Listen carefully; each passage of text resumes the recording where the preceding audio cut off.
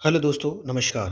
आज हम डिस्कस करने वाले हैं एक और नए शेयर के बारे में जिसका नाम है central depository service India limiteds, यानी कि हम इसको शॉर्ट फॉर्म में बोलते हैं CDSL।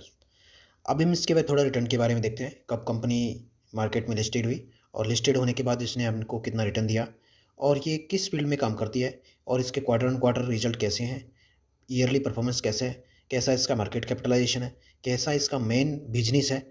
चलो अब अभी हम इसके बारे में वन बाय वन डिस्कशन करते हैं। अगर हम इसका थोड़ा 6 मंथ्स का अगर रिटर्न देखते हैं तो लगभग 10% का रिटर्न है। 1 मंथ का अगर रिटर्न देखते हैं तो माइनस में रिटर्न है। 1 साल का मतलब अब से लेके मतलब जनवरी से लेके अक्टूबर नवंबर तक माइनस का 20% का रिटर्न है। लेकिन इसका मैक्सिमम चार्ट पैटर्न देखते हैं 5 साल का। जब ये लिस्टिंग ही अभी 2017 में हुआ है, उसके बाद में पहले इससे कोई लिस्ट नहीं था। 2017 में इसकी जो लिस्टिंग प्राइस था वो 261 के आसपास था, तो आज वो बढ़ के 1215 के आसपास हो गया। इसने जो हाइक लगाया वो लगभग 1400-1500 रुपये के आसपास लगाया। उसके बाद थोड़ा इसमें गिरावट हुई है। तो अभी हम इसका लास्ट 5 साल ये देखते हैं तो मतलब इसका जो इसने भी काफ़ी अच्छा रिटर्न बना के दिया है एक शॉर्ट टर्म ड्यूरेशन में। अभी हम इसके मार्केट और इसके जो बिजनेस प्रोफाइल है उसके बारे में डिस्कशन करते हैं। अभी हम इसकी मेन वेबसाइट पे आ गए हैं, तो अब हम देखते हैं कि इसने, देखिए दोस्तों, अब इसमें क्या लिखा हुआ है। 7 करोड़ 7 करोड़ डीमैट अकाउंट्स खुल गए हैं। 7 करोड़ डीमैट अकाउंट्स, ये देख सकते हैं। First position to achieve his this historical milestone, 7 crore demat accounts. उसके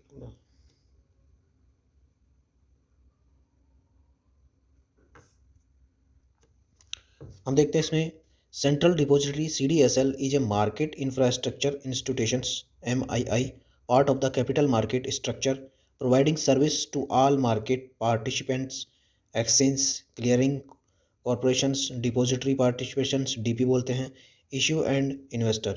It is a facilitator for holding of securities in the dematerialized form in enable for security transactions. इसकी service के बारे में अगर हम देखते हैं कि क्या क्या सर्विस देती है और इसका बिजनेस सेगमेंट में क्या है।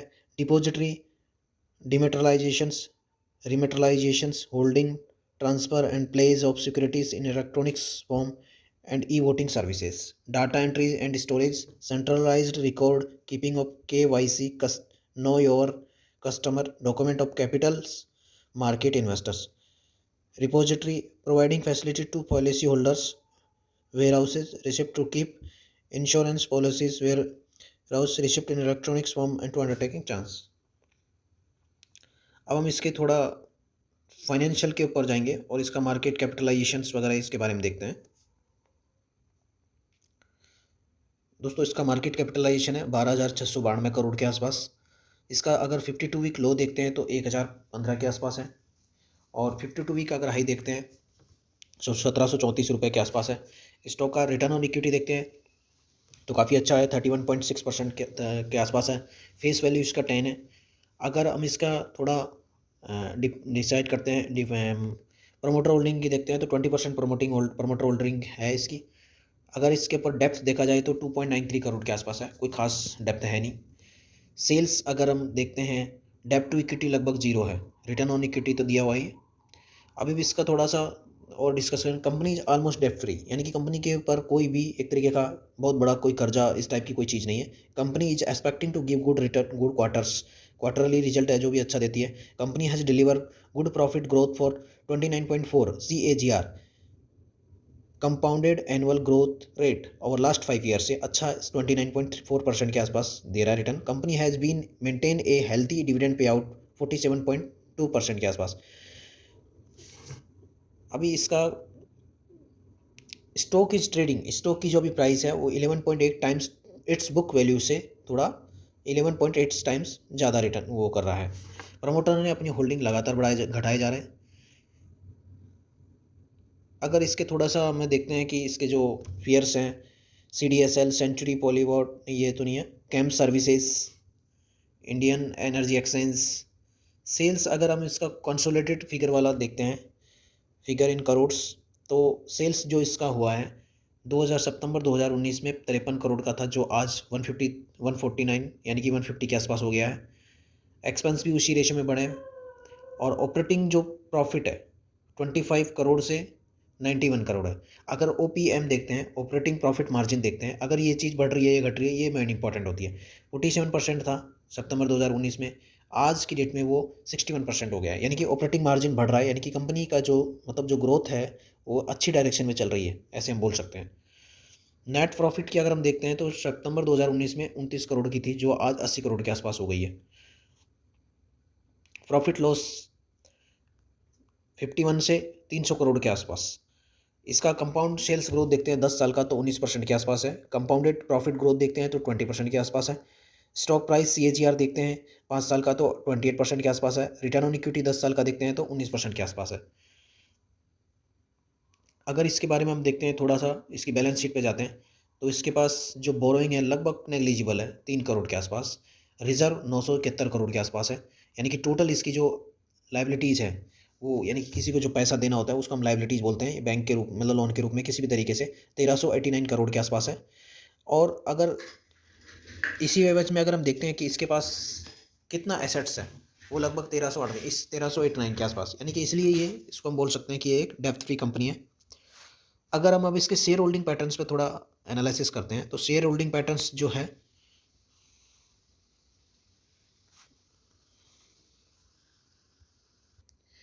शेयर होल्डिंग पैटर्न्स अगर हम देखते हैं कि कंपनी का कैसे कैसे शेयर होल्डिंग पैटर्न है, तो 20% इसका जो शेयरिंग है वो लगभग प्रमोटर्स के पास में है।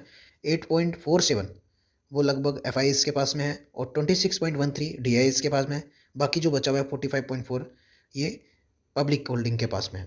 अगर इसका peer to peer recent 2 quarters का अगर हम इसका कंपेयर करते हैं तो जून जो क्वार्टर था उसमें 140 करोड़ का सेल था, अब वो बढ़ के 148 करोड़ हो गया है। इनकम अगर देखते हैं, टोटल इनकम्स वो 146 थी लास्ट क्वार्टर, और जो लेटेस्ट क्वार्टर है उसमें 169 हो गई है करोड़ में। एक्सपेंडिचर भी बढ़ा है, इस क्वार्टर में इन्होंने एक्सपेंडिचर थोड़ा कम किया है। नेट प्रॉफिट की अगर हम बात देखते हैं तो जून जो क्वार्टर था उसके अंदर 58 करोड़ का प्रॉफिट था, और सितंबर जो 2022 है उसमें 82 करोड़ का प्रॉफिट हो गया।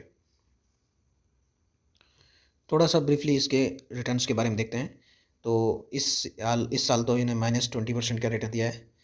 और 1 वीक का देखते हैं -0.68, 1 मंथ का देखते हैं 0.99, 3 मंथ का देखते हैं तो 1% के आसपास, 6 मंथ का देखते हैं तो 7% के आसपास, और 2 साल का देखते हैं तो 147% के आसपास है, और 3 साल का देखते हैं तो 424, 5 ईयर का देखते हैं तो 241 के आसपास इनका रिटर्न है।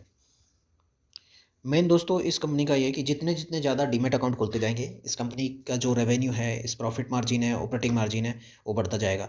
और एक सर्वे के अकॉर्डिंग इंडिया के अंदर अभी बहुत कम डीमेट अकाउंट है एज़ पर कंपेयर टू, अगर हम US वगैरह एक छोटी कंट्री से अगर देश को कंपेयर करते हैं भारत को, तो भारत में जनसंख्या बहुत ज़्यादा है।